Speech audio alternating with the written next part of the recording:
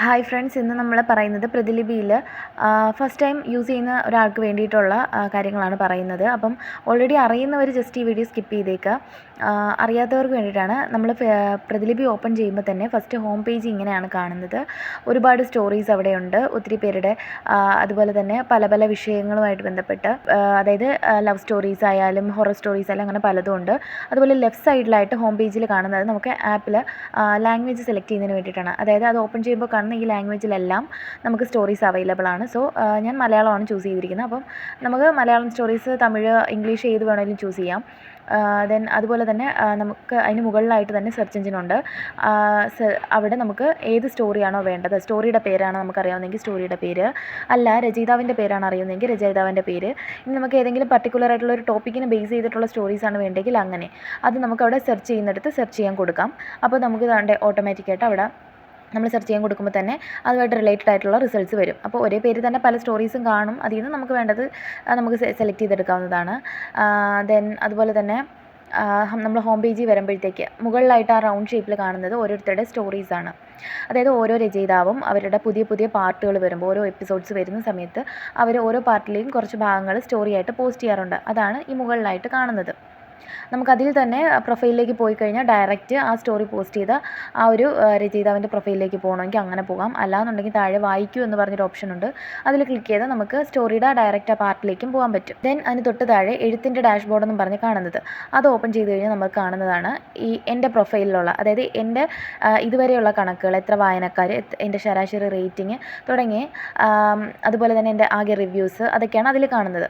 തൊട്ട് താഴെ കാണുന്നത് എൻ്റെ ഇന്നത്തെ മാത്രം, അതായത് മുകളിലുള്ളതിൻ്റെ പ്രൊഫൈലിൻ്റെ ഡീറ്റെയിൽസ് ആണെങ്കിൽ തൊട്ട് താഴെയുള്ളത് ഇന്നത്തെ മാത്രം വിവരങ്ങളാണ്. ഇന്ന് എത്ര പേര് എന്നെ ഫോളോ ചെയ്തിട്ടുണ്ട്, ഇന്ന് ഞാൻ പോസ്റ്റ് ചെയ്തിട്ടുണ്ടെങ്കിൽ അത് എത്ര എണ്ണം, അങ്ങനെയൊക്കെയാണ് അതിൽ കാണുന്നത്.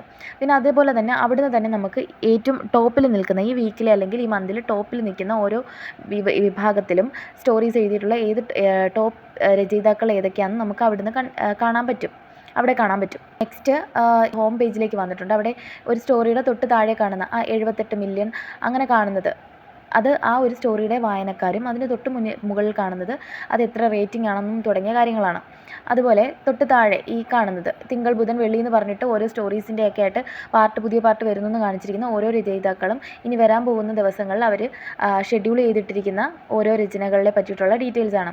താഴോട്ട് പോയി കഴിഞ്ഞാൽ നമുക്ക് ഒരുപാട് രചനകൾ ഇതുപോലെ കാണാൻ പറ്റും. ഹോം പേജിൽ ഇതൊക്കെയാണ് ഉള്ളത്.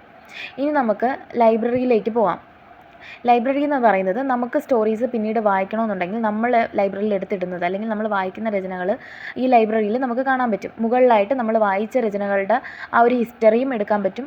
താഴെയായിട്ട് നമ്മൾ ആഡ് ചെയ്തിട്ടിരിക്കുന്ന സ്റ്റോറീസും. ഇപ്പോൾ ഒരു സ്റ്റോറി നമുക്ക് ലൈബ്രറിയിലേക്ക് ആഡ് ചെയ്യണമെങ്കിൽ ജസ്റ്റ് അത് സെലക്ട് ചെയ്യുക. അത് അവിടെ ലൈബ്രറി എന്ന് പറഞ്ഞിട്ടൊരു ഓപ്ഷൻ ഉണ്ട്. അതിൽ ക്ലിക്ക് ചെയ്യുമ്പോൾ തന്നെ ഓട്ടോമാറ്റിക്കായി അത് ലൈബ്രറിയിൽ ആഡ് ആവും. ഇനി അതിൽ നിന്ന് നീക്കം ചെയ്യണമെന്നുണ്ടെങ്കിലും അതിൽ തന്നെ ക്ലിക്ക് ചെയ്ത് നീക്കം ചെയ്യാമെന്ന് ചോദിക്കുമ്പോൾ അതേ നിന്ന് കൊടുത്തു കഴിഞ്ഞാൽ ലൈബ്രറിയിൽ നിന്ന് അത് പോവുകയും ചെയ്യും. അത്രയേ ഉള്ളൂ ലൈബ്രറിയുടെ കാര്യങ്ങൾ. ഇനിയുള്ളത് നമുക്ക് എഴുതൂ എന്ന ഓപ്ഷന് പോകുന്നതിന് മുന്നേ ആയിട്ട് നമുക്ക് അറിയിപ്പിലേക്ക് പോകാൻ പറ്റും. ദെൻ അറിയിപ്പിലേക്ക് പോവുകയാണെന്നുണ്ടെങ്കിൽ അറിയിപ്പിൽ നമ്മുടെ ഇപ്പോൾ എൻ്റെ പ്രൊഫൈലിൽ എൻ്റെ അറിയിപ്പിലാണെന്നുണ്ടെങ്കിൽ ഞാൻ പോസ്റ്റ് ചെയ്ത സ്റ്റോറീസ്, അതിന് വരുന്ന കമൻറ്റ്സ്, എൻ്റെ പ്രൊഫൈലിലേക്ക് വരുന്ന എൻ്റെ ഫോളോ റിക്വസ്റ്റുകൾ, ഫോളോവേഴ്സിൻ്റെ ഫോളോവേഴ്സ്, അതുപോലെ കമൻറ്റ്സ്. ഇനി ഞാൻ ഫോളോ ചെയ്യുന്ന ഒരു വ്യക്തി പുതിയ പോസ്റ്റ് ഇട്ടിട്ടുണ്ടെങ്കിൽ അതിനെ പറ്റിയിട്ടുള്ള ഡീറ്റെയിൽസാണ് രചനകൾ എന്ന് പറഞ്ഞ അറിയിപ്പിൽ തന്നെ രചനകൾ എന്ന ഓപ്ഷൻസിൽ വരുന്നത്. പിന്നെ പോസ്റ്റ് ആണെന്നുണ്ടെങ്കിൽ അത് നമ്മൾ ഫോളോ ചെയ്യുന്ന ഒരു രചയിതാവ് ഒരു പുതിയ സ്റ്റോറിയുടെ ഒരു പുതിയ പാർട്ട് പോസ്റ്റ് ചെയ്തിട്ടുണ്ടെങ്കിൽ, അതായത് സ്റ്റോറി ആയിട്ട് ഇട്ടിട്ടുണ്ട് എങ്കിൽ ആ സ്റ്റോറിയുടെ ഡീറ്റെയിൽസാണ് നമുക്ക് ആ പോസ്റ്റ് എന്ന് പറഞ്ഞിട്ടുള്ള ഓപ്ഷനിൽ വരുന്നത്. അതുപോലെ തന്നെ മെസ്സേജിൽ നമുക്ക് പേഴ്സണൽ വരുന്ന ഇൻബോക്സ് മെസ്സേജസ് ആണ് മെസ്സേജ് ഓപ്ഷനിൽ. പിന്നെ പ്രൊഫൈൽ പേജിലേക്ക് വന്നു കഴിഞ്ഞാൽ അതിൽ സൂപ്പർ ഫാൻസ് എന്ന് പറഞ്ഞിട്ടുണ്ട്. അതുപോലെ സമ്പാദ്യം, അത് നമുക്ക് മന്ത്ലി ഉള്ളതാണ് ഈ എൻ്റെ സമ്പാദ്യം എന്ന് പറഞ്ഞിട്ട് ഇവിടെ കാണിക്കുന്നത്. അത് ഓപ്പൺ ചെയ്താലേ അതിനകത്താണ് നമ്മുടെ ഓരോ കഴിഞ്ഞ മാസങ്ങളിലുള്ളതായിട്ടും ടോട്ടലുള്ള ഇതുവരെ കിട്ടിയിട്ടുള്ളതും ഒക്കെ അറിയാൻ പറ്റുന്നത്. ഇനി സബ്സ്ക്രിപ്ഷൻ ആണെന്നുണ്ടെങ്കിൽ നമുക്ക് പേയ്മെൻറ്റിൻ്റെ കാര്യങ്ങളെ പറ്റി നമുക്ക് പിന്നീട് ഒന്നുകൂടെ സംസാരിക്കാം ഡീറ്റെയിൽ ആയിട്ട്. അതുപോലെ ഈ കാണുന്നത് എനിക്ക് സപ്പോർട്ട് കിട്ടിയിട്ടുള്ളത്, അതായത് കോയിൻസ് തന്ന് സപ്പോർട്ട് ചെയ്തിട്ടുള്ളവരാണ് ആ സപ്പോർട്ടേഴ്സ് എന്ന് പറഞ്ഞിട്ട് കാണുന്നത്. റീഡിംഗ് ചലഞ്ച് എന്ന് പറഞ്ഞിട്ടുള്ളൊരു ഓപ്ഷൻ ഉണ്ട്. ഇതെന്ന് നമ്മൾ ഓൺ ആക്കി കഴിഞ്ഞാൽ നമുക്ക് അതായത് 7 ദിവസം കംപ്ലീറ്റ് ചെയ്യുകയാണെങ്കിൽ നമുക്ക് 5 കോയിൻസ് കിട്ടും. അത് വെച്ചിട്ട് നമുക്കൊരു സ്റ്റോറിയുടെ ലോക്കായ പാർട്ട് നമുക്ക് ഓപ്പൺ ചെയ്യാൻ സാധിക്കും. ജസ്റ്റ് ഒരു സ്റ്റോറിയുടെ പാർട്ട് എടുത്ത് വായിച്ച് കഴിയുമ്പോൾ തന്നെ ഇവിടെ ആ ഒരു 1 എന്നുള്ളത് ഗ്രീൻ കളറായിട്ട് മാറും. അതുപോലെ 7 ദിവസം നമ്മളൊരു സ്റ്റോറി ഓരോ പാർട്ട് വെച്ച് വായിക്കുകയാണെന്നുണ്ടെങ്കിൽ 7 ദിവസത്തെ മുടങ്ങാതെ കംപ്ലീറ്റ് ചെയ്യുകയാണെങ്കിൽ നമ്മൾക്ക് 5 കോയിൻ കിട്ടും.